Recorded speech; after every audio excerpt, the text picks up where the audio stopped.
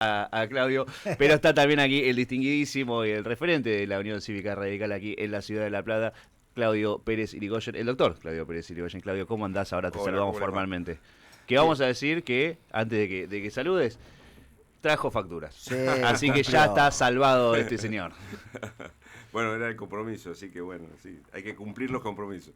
Totalmente. ¿Cómo andamos? ¿Cómo ves la situación en lo que está haciendo? La última vez que hablamos con usted fue, bueno, un poquito después de lo que fue las elecciones, pero ¿cómo ves que se ha transformado las elecciones aquí, lo que es la campaña electoral de Juntos por el Cambio, el radicalismo en general aquí en la ciudad de La Plata? Bueno, acá está poco impregnado de radicalismo la campaña local. En realidad es una campaña de Juntos por el Cambio liderada por Garro, donde el oficialismo del partido a nivel local está acompañando, igual que el cierre de los candidatos, la integración de listas. Bueno, es Garro contra ALAC y la postura de Milei creciendo en la ciudad de La Plata. Bueno, acá hay poco radicalismo a nivel local para discutir. Pero bueno, también hubo un grupo de radicales que está tratando de impulsar un apoyo al gobierno nacional, que es el que está en Unión por la Patria, que es el grupo que se corrió del radicalismo, donde está Boró, Santoro, Jano, que a mí me trataron de invitar a esa reunión y a mí me parecía que no correspondía en este momento, porque esto es una coyuntura electoral, no es una discusión sobre el radicalismo, es una necesidad estratégica de todos los grupos, ¿viste?, de juntar la mayor cantidad de referentes y de opiniones sobre el tema. Y a mí me parece que el radicalismo tiene un problema muy serio, que es la discusión hacia adelante, después de las elecciones. Y eso tiene que ver con posturas no solo pragmáticas electorales, sino también con posturas ideológicas, por un lado, a ver qué es el nuevo radicalismo en el futuro, qué estrategias tiene de partidarias, sociales, y además qué nuevas estrategias electorales tendrá para el futuro, donde algunos caminos parecen que se van agotando y va a tener que tener una nueva identidad, una nueva proyección, un nuevo trabajo, y eso lleva mucho tiempo, esfuerzo para que la sociedad lo comprenda, y bueno, me parece que hay que cumplir ese rol, que es un rol docente también. Claro, parece que los dos, por lo menos desde mi perspectiva, creo que los dos partidos tradicionales que tiene la República Argentina están que van a tener que ir por el mismo camino. Creo que Sí, ambos van a tener que rever de qué manera, hablo del radicalismo, pero también del peronismo, van a tener Claro. que ver de qué manera se rearman y se vuelven a abrir hacia la sociedad de cara a lo que viene después de las elecciones, saliendo, ¿no?, de lo que es el marco de las elecciones, como decía recién Claudio. En ese sentido, bueno, recién nombrabas a la gente de Unión por la Patria que te ha llamado, entre ellos Santoro, entre ellos bueno, Ricardo Jano, que fue presidente del bloque de radicales, justamente sí, correcto, provinciales, sí, ¿no? sí, sí, Provinciales. provinciales, sí. Y bueno, en ese sentido, ¿qué opinión tenés de esa gente, de esos correligionarios o correligionarios que ahora te están No, no, llamando yo también? creo que toda gente ha sido toda gente muy valioso. El panradicalismo es muy amplio, el Sí. panradicalismo. Fíjate que hubo partidos políticos desmembrados del radicalismo, el GEN, por ejemplo, Ujú. con grandes amigos Claro. míos que se fueron al GEN, dirigentes locales que habían sido candidatos a intendentes. La La coalición. coalición La cívica en su coalición, momento. en este momento los que están con Unión por la Patria. Yo creo que el panradicalismo es un grupo muy grande de tipo social, pero que tiene una dificultad importante que es la misma que tengo yo, que es una impronta generacional. El panradicalismo pertenece a la generación del 80, Ujú. dividida, atomizada, muy fragmentada por las situaciones del país, por las crisis que vivió o que vivimos todos, y que ahora ese panradicalismo, la única manera de ayornarlo es, en primer lugar, con criterios de tipo ideológico partidarios, con nueva militancia, con nuevas ideas, con ayornamientos pragmáticos, pero sobre todo con las posturas frente a distintas políticas desde el punto de vista general. Y eso tiene que ver, tratar de ver si el panradicalismo o el peronismo mismo, que tuvo mucho acuerdo en la década del 70 y del 80, no vuelve al cauce de la discusión más importante, porque esta trampa de discutir solo de economía en la Argentina frente a las crisis hace que los ciudadanos por televisión, yo todos los días trato de hacer un análisis de todos los reportajes que le hacen a Milei, a Massa, a Melconian y demás. Es una trampa de la cual no podés salir en la política, y la cotidianidad tiene muchos otros problemas, pero muchos otros problemas que quedan, viste, que vos no sabés qué piensa cada partido. Qué sé yo. Yo no sé casi lo que piensa cada partido en términos de mi propia profesión, que es en salud, donde tengo una contradicción permanente en la salud, donde yo trabajo frente a distintas posturas que aparecen y ninguna es homogénea ni le pertenece a nadie. Entonces me parece que la manera de enfocarla, la postura ideológica de cada uno, es ver qué piensa en las políticas sociales en primer lugar, ¿no? Claro.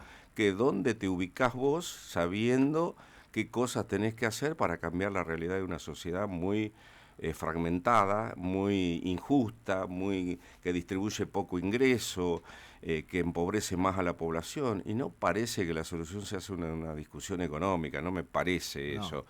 Yo lo tiré la otra vez que usted me hizo una entrevista, que el gran debate va a ser con las posturas económicas que se hace con el problema que se genera con las jubilaciones, que tiene que ver con la macroeconomía, porque todos dicen que genera déficit fiscal, que está orientado a eso, y bueno, ahí hay que tener posturas frente a la educación, la salud, las políticas de vivienda, las políticas directas alimentarias y las políticas sociales directas, que son las asistenciales. Yo trabajé mucho porque el radicalismo tuviera una postura muy fuerte ideológica en la década del 80 y del 90 sobre eso, y ahora se habla muy poco. He dado charlas por todo el país del radicalismo sobre esto, y me parece que ahora hay que ayornar nuevamente a esto, a llevarlo al radicalismo, a la discusión de la nueva ubicación, donde, ya les digo, hay un ayornamiento del panradicalismo muy fragmentado que se tiene que dar con nuevas generaciones. Muy difícil todo esto, para nosotros es fácil porque vivimos la década del 70, la del 80, conocemos la historia.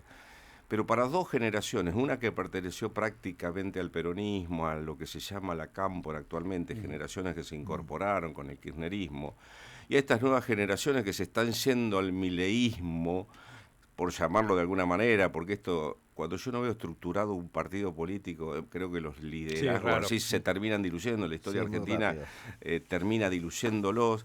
Pero es cierto que cuando hay atrás un partido estructurado no es lo mismo que cuando lo comparan con Menem, que pertenecía al peronismo Menem.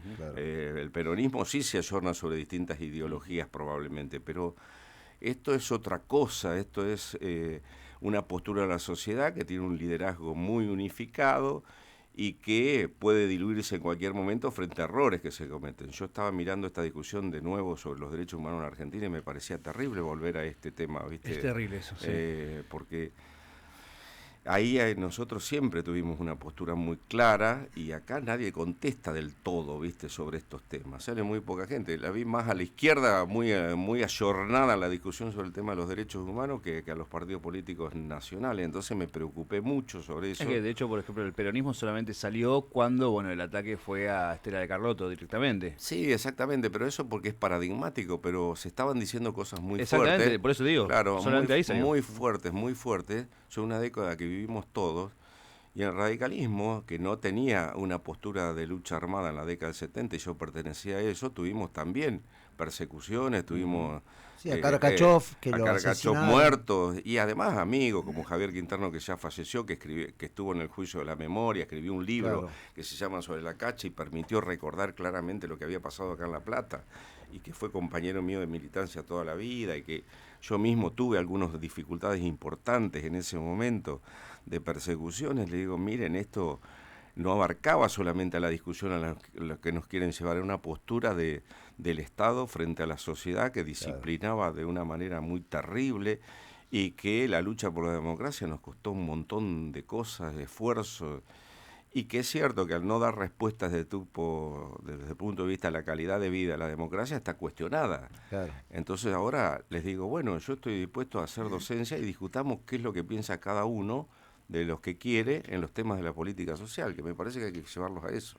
Ahora, vos sabés que ayer escuchaba unas declaraciones del adjunto de SMATA, de Mario Paco Manrique, que decía que, bueno, que hay que dejar de lado lo políticamente correcto, porque con lo políticamente correcto que venimos esgrimiendo hasta acá, llegamos a esta situación de inacción total, ¿no es cierto? Claro. Y en este sentido yo creo que tanto el radicalismo como gran parte, o digamos todo el peronismo, tienen que dejar de lado esa cosa de, bueno, no voy a discutir esto, no voy a discutir aquello, esto estratégicamente no me conviene discutirlo, porque...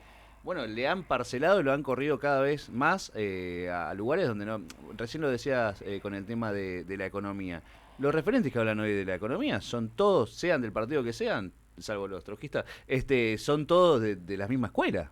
Correcto, No, bueno. no hay nuevas perspectivas, y en ese sentido creo que el radicalismo y el peronismo tienen muchísimo para dar, pero tiene que despojarse de esta cuestión de, bueno, no me conviene electoralmente o no me conviene porque ahora las bases dicen otra cosa, ir a discutir esto con, no sé, con el macrismo, con los libertarios, con el mismo peronismo, etcétera, ¿no? Sí, creo que las dirigencias de los partidos políticos grandes están atrapadas en este tema. Yo prefiero ser políticamente incorrecto en este momento, Claro. pero por una necesidad de hacer una transferencia a nuevas generaciones de por qué luché tantos años si no hubiera tenido sentido mi vida. Y no puede ser que haya estado todo mal. No puede ser, no puede ser que me digan que haya estado todo mal porque fue mucho esfuerzo, fue muy doloroso, fue con muchas pérdidas, con calidades de vida individuales muy importantes, militantes de toda la vida. Bueno, creo que ha habido correligionarios y demás que han tenido confusiones, que han ido para un lado, para otro, pero ahora se necesita volver al tronco fuente. El tronco fuerte tiene que ver con las posturas de Irigoyen, con las posturas de Alvear, con las posturas de Ilia, con las posturas de Alfonsín y, ¿por qué no?, de toda una generación. Por supuesto que estoy dispuesto a ayornar todo esto, pero las discusiones se dan, ideológicas se dan en las discusiones programáticas hoy en día y en las propuestas. Te doy un ejemplo, en el tema de salud, que es el que yo he manejado toda la vida, he pertenecido al sector público, nunca fui al sector privado completo porque trabajé siempre en el Hospital Español, que es el tercer sector, se llama, que es el de las mutuales, donde no hay dueños, sino que fue de los inmigrantes. Me esforcé mucho por mejorarlo al hospital, por mejorarle la calidad de la atención, del modelo que había que ver. Y bueno, y acá hay que ver qué se opina sobre el sistema de salud nacional, que fue una discusión que se dio en los 90 en todo el mundo. Cambió la salud en todo el mundo. Hubo una discusión en el 2000 y en la Argentina se insinuó cuando discutíamos Ferrara y nosotros sobre un sistema nacional de salud o un seguro nacional de salud con Aldo Neri, que fue un gran ministro, que nosotros queremos hacer una agrupación Aldo Neri para discutir políticas sociales. Acá en La Plata vamos a tratar de hacer un instituto que hable de eso, para colaborar sobre esto que estoy diciendo. Y me parece que esta discusión se diluyó después del menemismo, donde hubo mucha desregulación y demás, y la Cámpora trató de ayornar una idea de sistema nacional de salud muy a la década del 70, que yo los veo que les hace cometer errores muy importantes, lo veo a nivel local, cuando a través de la obra social provincial trataron de comprarse los sanatorios, trataron de desarrollar un primer nivel que no lo tengo claro para qué están, y la cobertura no es del todo bueno de la obra social, que no es una obra social, es un instituto de prestaciones sanitarias, que no es lo mismo que las obras sociales sindicales, es un instituto provincial donde trabajé mucho, que debiera tener autarquía y autonomía financiera, y no la tiene, y eso es una postura, volver a las intangibilidades de los fondos de las jubilaciones, de la salud, la intangibilidad es la que los políticos no podamos tocar esos fondos, nada más que los fines para los cuales están afectados, y después saber qué propuesta de modelo sanitario vos le querés dar a la población. En los hospitales públicos lo mismo, yo lo veo, voy a decir algo re importante que a veces discuto con gente del peronismo. Por supuesto que leí todos los libros del ideólogo sanitario del peronismo, lo reivindicado, a Carrillo y demás, pero hoy en día el modelo de Carrillo, solo sostenido por presupuesto público, en el sentido de que es centralizado el presupuesto como lo desarrolló Carrillo, ha perdido sustentabilidad porque el hospital público termina atendiendo gente pobre, y en realidad el hospital público debiera ser el modelo europeo donde vos te podés atender y te sentís que la gestión es igual que la de mi hospital. Y vos vas y eso no sucede, entonces eso va en contra de la realidad de ser efectivo para integrar socialmente a la gente en una política social. Acá, por ejemplo, en La Plata tenemos la mayor cantidad de centros de salud, de los más importantes, sí, claro que no sí, solo de la provincia, sino del país. Sí.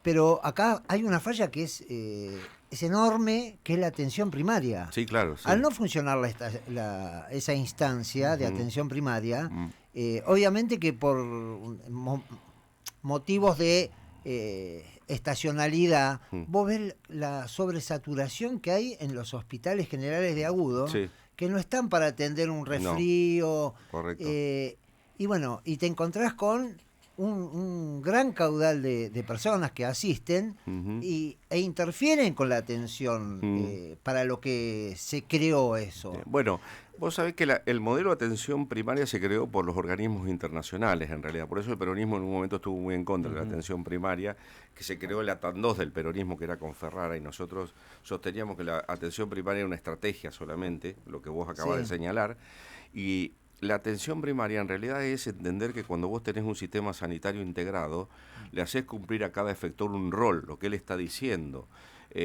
A veces, a mí, estas nuevas generaciones me querían correr por izquierda y yo decía, mirá que yo fui 6 veces a Cuba, recorrí todo el sistema sanitario, fui invitado por el gobierno y vos me estás explicando cómo es el sistema y en realidad te digo, en los hospitales de alta complejidad en Cuba no hay consultorio externo, para que vos te dé una idea, y acá eso no pasa, no digas tontería, porque hay 3 regiones, 5 regiones, una isla, y en realidad el primer nivel es lo importante, que le dio una solución durante mucho tiempo a Cuba, y en realidad ahora no le está dando esa solución, porque el desarrollo tecnológico lo pasó por encima, los nuevos tratamientos y demás.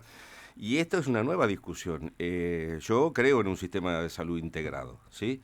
Un sistema de salud integrado incluso al tema de las obras sociales del peronismo, donde las veo como un agente de un seguro de cobertura y donde básicamente financiemos parte. ¿Por qué nos paga IOMA a nosotros, su sector de la seguridad social, y no le financia al sector público? Es decir, que yo creo que hay que tener una cobertura igualitaria en todo el sistema, para lo cual ahora que se han pasado muchos años que no se ha tenido en cuenta todo esto, tenemos varios problemas. Tenemos problemas de inversión, es decir, que se ha generado obsolescencia en el sector público importante, le ha faltado inversión, he discutido que la inflación destruye las políticas sanitarias, destruye el sistema sanitario, en primer lugar, antes que otras cosas. Destruye el salario, destruye la posibilidad de acceder a la comida y demás, pero te destruye la posibilidad de que te atiendan en el sistema sanitario. Hoy no hay insumos, se generan un montón de inconvenientes. En segundo lugar, te genera un problema de modelo de atención, donde vos vas a la opción que tenés. Claro. Si vos pertenés a una obra social sindical que no se atiende en todos lados, podés ir solo al lugar donde te pueden atender. Se fragmenta. En tercer lugar, se genera un problema de recursos humanos. Cuando la insatisfacción es tan grande, incluso en los grupos profesionales me refiero a todos, médicos, enfermeras, mucamas del sector y demás, donde los salarios son tan bajos, están por debajo de todos los percentiles que están hablando. Algunos médicos ganan o ganamos mejor, y otros realmente están en condiciones de nivel de pobreza. Ya dejan de querer atender, dejan de querer trabajar, dejan de tener la motivación. El síndrome de burnout, que es de más de 70 horas semanales en el sector sanitario, es clarísimo. Y cuando vos das horas extras, o en el sector público pasás a 40 horas de trabajo, que es para aumento salarial, que ahora voy a explicar eso, que es re interesante. El que está en terapia intensiva, una enfermera, no puede hacer 40 horas, porque prefería las horas extras, pero también las tenía que hacer. Entonces, no es igualitario. Beneficias un montón de administrativos y perjudicás al que está en tareas reales en estos sectores. Pasa con la docencia lo mismo. Entonces, se generan problemas de recursos humanos, no hay pediatras, no conseguís médicos terapistas, se te fracturan las políticas de recursos humanos, empieza a aparecer la baja de la calidad. Renuncian a las residencias, la gente joven, entran y no renuncian porque es muy exigente, porque no quieren hacer guardia. El tema de anestesia, yo me acuerdo que hasta generó una suerte de nómades, ¿no es cierto? Claro, que iban a Capital, se quedaban en Capital, correcto. Vaciaban... Bueno, durante muchos años los anestesistas eran las estrellas del sector, porque eran los que más ganaban y eran los que menos había. Entonces, es la ley de oferta y demanda. Bueno, hoy no es tan así, se formaron muchos en las residencias, pero aún así es un recurso humano entrañablemente importante en el sector. Yo, por suerte, en el hospital pasé de tener 4 o 6, ahora tengo como 2 y son los mejores de la ciudad, que tratamos de llevarlos formados en el Estado, a nuestro propio hospital. Entonces, claro, porque había mejores posibilidades económicas, van a aceptar trabajar en el hospital. Entonces esto se fragmenta y entonces te van a faltar anestesistas. El otro día veía que en GONE había 3 o 4 contratados nada más. Entonces la lista de resolución de temas, en lo que debiera ser mayoritariamente el hospital público, en la generación de las 70 y los 80, era mejor la atención de los hospitales públicos que el sector privado. hoy en día está cuestionado, para algunas cosas sí, para otras no. Y eso no puede suceder, porque es donde vos formás los profesionales. Yo me formé en el Policlínico San Martín, Claro. en la Facultad de Medicina del Estado. Claudio- Y esta discusión hay que llevársela ahora, Milei. Claro. No después. No, yo a Milei no se la llevaría porque Bueno, no pero la entiende. por lo ¿viste? menos los medios. Si no, ahí le abrís los ojos y te empieza a ver riñones, ¿viste? Sí, Cosas sí. raras. Sí, eso de para comprar vender. riñones. Una oportunidad de negocio. Claro. No sé por qué nadie más insistió con el tema de comprar riñones. Claro. Bueno, no están tan caros en la carnicería. Claudio, hay una cosa que te la dejo que la pienses para después Sí. de la tanda Sí, cómo seguimos hablando. ¿Cómo se puede diseñar a nivel, por ejemplo, provincia de Buenos Aires, donde hay pueblos que mandan a sus chicos a estudiar a La Plata y necesitan médicos, ¿no es cierto?, en sus distintos lugares de donde provienen estos chicos. Los chicos se hacen hombres acá, se enamoran acá, Sí. tienen su primer trabajo acá, terminan de estudiar y no vuelven. Ujú. Yo soy uno de esos. Sí, Porque vine a la los mayoría. 17 años, 16 años. Bueno, ante esa descripción, ¿qué le podemos decir a la dirigencia política? ¿Qué estrategia se puede tomar? ¿Para dónde podemos ir? ¿Cómo Ahora no? vamos a un temita y seguimos con Claudio. 5 minutos más igual, ¿eh? Hasta las 9. Pero para que descanse con la Bueno, dale, pregunta. vamos.